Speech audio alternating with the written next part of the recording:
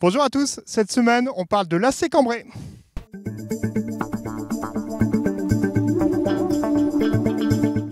On est donc avec Théo Richet, David Diliberto, le duo de coach des U17 nationaux. Alors pour vous, c'est la deuxième saison, troisième pour David. C'est formidable pour le club de l'ACC d'être en U17 national. Oui, surtout pour un club amateur où c'est assez rare d'enchaîner quand même 3 années consécutives à l'échelon national. Donc maintenant, on sait que chaque année, c'est de plus en plus dur. Donc après, on sait que l'objectif, nous, c'est de se maintenir et enchaîner une 4e saison à ce niveau-là. Donc c'est assez important pour nous, pour le club aussi, pour l'image.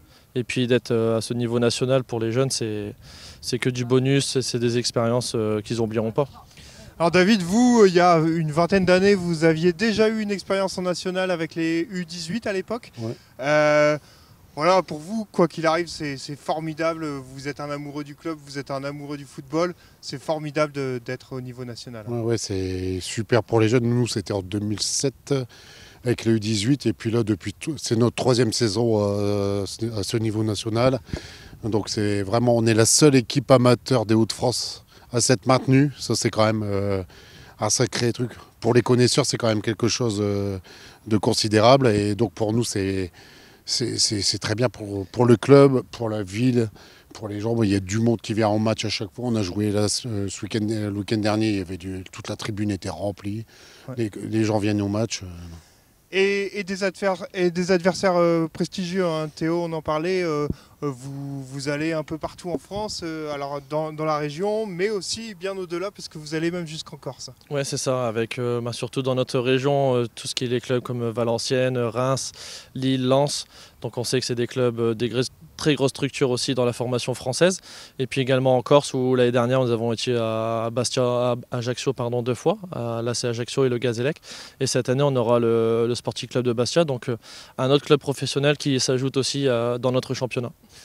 David, l'objectif, ça fait 3 ans maintenant, c'est le titre, l'objectif. L'objectif fixé par le président et par le club, c'est d'essayer de se maintenir. Donc on va tout faire pour se maintenir. Donc voilà, c'est quand même déjà un sacré exploit. L'objectif, c'est la politique sportive du club aussi, avec tous les éducateurs qui encadrent nos jeunes. Et d'avoir des jeunes à ce niveau-là, c'est un plus pour tous. Alors forcément, il faut créer un groupe, il y a certaines recrues, mais le plus important en fait, c'est que la mayonnaise prenne. Et on peut avoir les meilleurs joueurs à chaque poste, s'il n'y a pas d'entente entre les joueurs, ça ne marchera pas. Ouais, c'est clair. On a eu beaucoup de demandes, on a eu plus d'une centaine de demandes, mais bon, on privilégie les jeunes du district Escaut, de l'Escaut en premier, après du Hauts-de-France, et puis c'est tout cette année, c'est tous des jeunes de la région. C'est une sacrée organisation, un sacré investissement de tous, du club, des parents et des écoles aussi, parce qu'on travaille avec le lycée Fénelon, le lycée Paul Duet et le lycée Sarluc. Donc on a beaucoup de jeunes aussi en internat, mais c'est des jeunes du coin. Nous, le plus important, c'est d'avoir des jeunes du coin et qu'après, ils puissent intégrer l'équipe phare à un moment donné. Alors c'est ça, Théo, c'est un investissement d'une année quasiment, hein, parce que vous avez repris très tôt, la saison a déjà débuté la fin août, et puis ça court jusqu'à mi-mai, voilà, c'est assez intense. Pour les jeunes, c'est un investissement quand même qui est conséquent. Hein. Ouais, c'est ça, en sachant que ils n'ont pas forcément trop de postes, dès qu'on les voit jusque mi-juin, fin juin, donc ils ont un petit mois de repos, et ensuite ils enchaînent du 23 juillet, et le prochain repos c'est mi-octobre, donc pendant 3-4 mois ils vont enchaîner. C'est dur de répéter les efforts constamment, sachant qu'ils n'ont pas été à ce niveau-là de base. Donc on va dire que c'est très compliqué pour eux aussi de suivre tout le temps, mais on essaye de faire le maximum pour essayer de amincir ça et puis de se dire d'avoir un peu de repos aussi pour eux. Et en plus, il faut jongler avec le plus important qui reste quand même les études. C'est ça. Donc nous, on essaye de tout mettre en place, que ce soit sur les séances ou les matchs, etc., pour laisser un maximum de repos et aussi de laisser ce temps d'études-là qui est assez important pour eux, en sachant que nous, dans le projet qu'on met en place, on en parle énormément de la scolarité et on sait que, également pour l'image du club et de notre équipe, c'est important. Théo, David, on vous souhaite d'aussi belles saisons que les 2 précédentes, hein, avec un maintien, avant la dernière journée, ça serait bien. Un maintien tout court.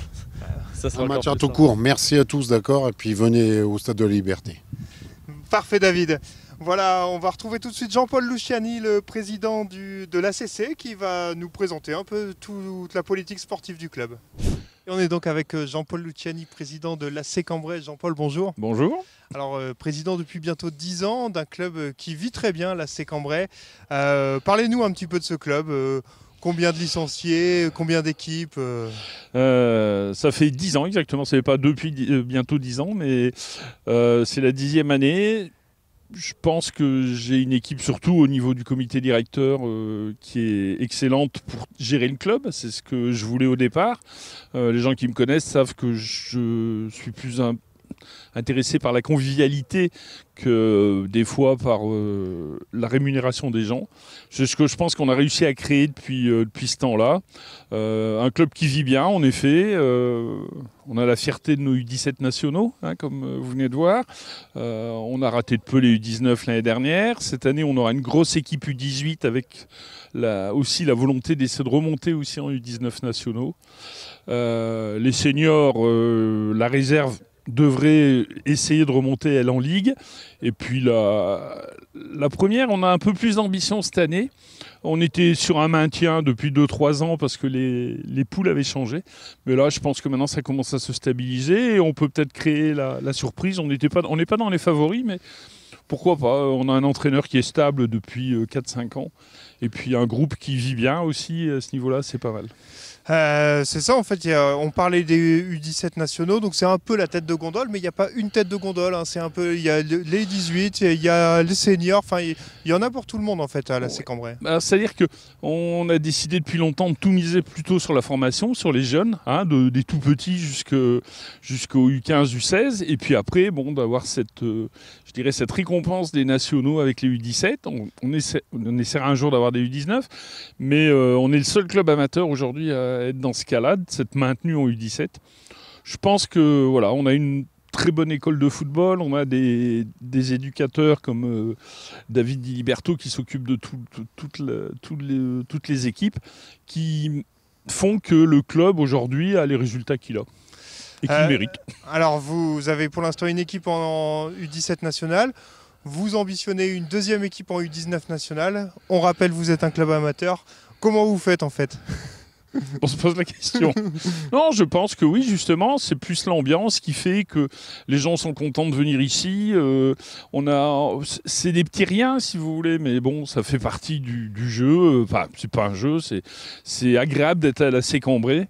Je pense. On n'a pas des moyens extraordinaires non plus. On peut remercier la mairie de nous aider comme elle le fait. Mais le tissu industriel est un peu quand même défaillant sur le coin. Et c'est pas facile tous les jours. Mais voilà, on a décidé de mettre la convivialité à l'ordre du jour. Et chacun, à son niveau, apporte sa pierre à l'édifice, en fait. Oui, c'est ça, oui. Je pense que les gens qui sont là aujourd'hui, qui travaillent à côté de moi, ils font vraiment le boulot, quoi. Ils sont contents d'être au club et ils sont contents d'être ensemble. Et c'est surtout ça qui est important. Je pense qu'après, c'est une association, c'est pas une entreprise. Donc, on ne cherche pas à avoir forcément des notions de rentabilité financière, mais plutôt d'être heureux d'être ensemble. Ça change de la vie qu'on a aujourd'hui, de tous les soucis, tous les problèmes qu'on peut avoir. On est content de se retrouver à la CC. Eh ben, Jean-Paul, on vous souhaite une très bonne saison pour l'ensemble de vos équipes. Merci beaucoup. Et puis de vos bénévoles surtout. Merci. Voilà, c'est tout pour cette semaine. On se retrouve la semaine prochaine pour un nouveau numéro.